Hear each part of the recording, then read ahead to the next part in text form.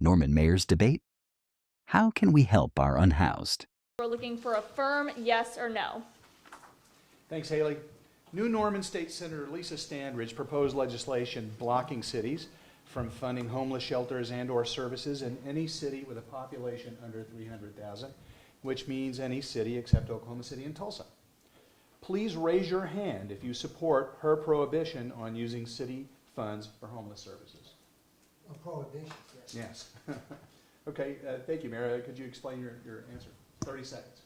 As a small town, we don't have the money to be able to afford to keep on housing homeless people or anybody else doing any kind of medical kinds of procedures. We aren't in the business of running mental health programs, doing that. We have to sit down and be able to, we're running out of money now. Where are we going to get more millions to be able to go in and pay for more social services? Gentlemen?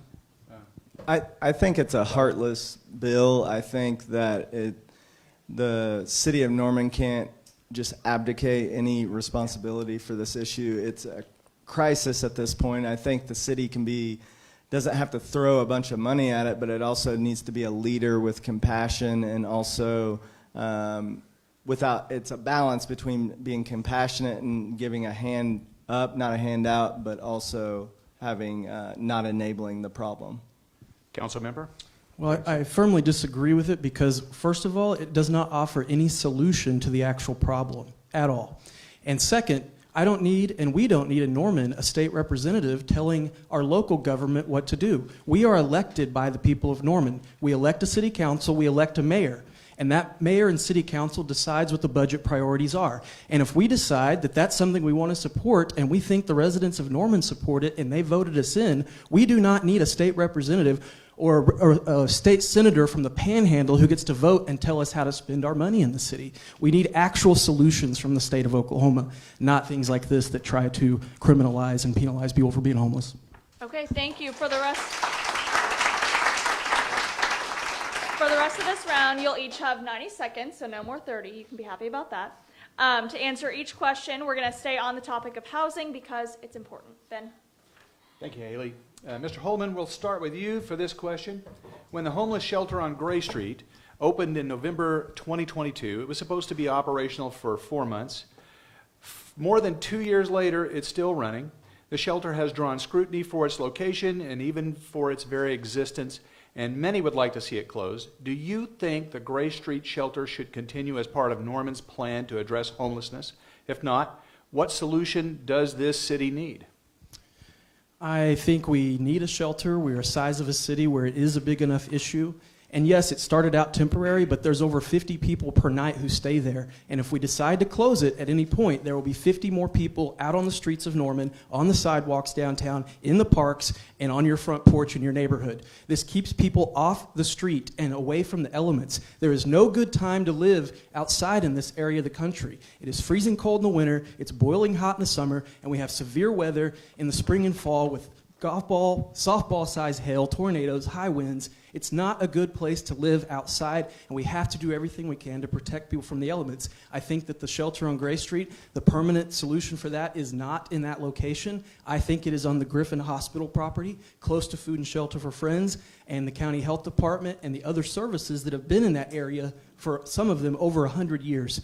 So I think that's the solution to that situation is, yes, we need to move it, but for the last 2 years, that has been the only location that we've been able to find in Norman for it to be located. And that's a city-owned building that we weren't using for really anything before but box storage and a few offices. And so what is more of a priority for our community? Keep people off the street and from freezing to death or dying of heat exhaustion, or using an old building to store boxes? And so that's what we've come down to. We've explored multiple options to try to move that shelter, and none of them have been successful. We've been negotiating with the state for a year, 2 years really, to try to find a building that we could use, and we haven't been able to, but we are working on it and trying to. Mr. Mullinex, do you think this shelter should stay open in Norman? If not, what's your solution? Right. I do think we have to have a solution before we can close it. You can't just close it and leave these people out on the streets, as Stephen's saying. One solution idea I have, or it's an idea many people have, it's called these Phoenix communities. It's a stepping stone for homeless people to help them heal from the trauma that's causing the addiction and mental health issues that they're experiencing. Again, it'd be a hand up, not a handout, where we would help these people learn life skills, job skills, and a place for them to be safe where they could heal and be able to have dignity and learn how to stand on their own 2 feet again. So I don't think the current location of the shelter is ideal for businesses in that area. It's always, it's kind of the NIMBY, not in my backyard, and so maybe Griffin Hospital, but with these Phoenix communities, it could be more of a private enterprise that we partner with these nonprofits, with churches, with private businesses to work on an out-of-the-box solution that could have a long-term solution to this issue. Thank you. Mayor? I think it needs to be closed, and I think it needs to be closed because we can't afford it more than anything. Plus, it doesn't do what we want. We want somebody to be able to go into a shelter, get help, get the skills that they need, the medications they need, get on medication if that's what they need, get the things that will help them be successful afterwards. This shelter does not do this. It basically warehouses. Should there be another location? Not that at city expense. If the churches, if everybody else wants to do something to build a place, that's fine. That's where they go. We have the Salvation Army in town. We could be spending that money to give to the Salvation Army to do the job that they have done since the 1800s. In working with organizations like that, because there are more of them, they're not as long served, but working with those organizations, we can build a place that is good for the people. Nobody wants anybody to die on the streets. Nobody wants anybody to boil either. We need a civilized solution to be able to do it, but the city cannot afford it. We're into deficit spending now. We're just starting into it. We need to get out of that. We're spending $740,000 a year, or so far on this next contract, to be able to keep that up. We just can't afford it. It's a nice dream, but we can't do it.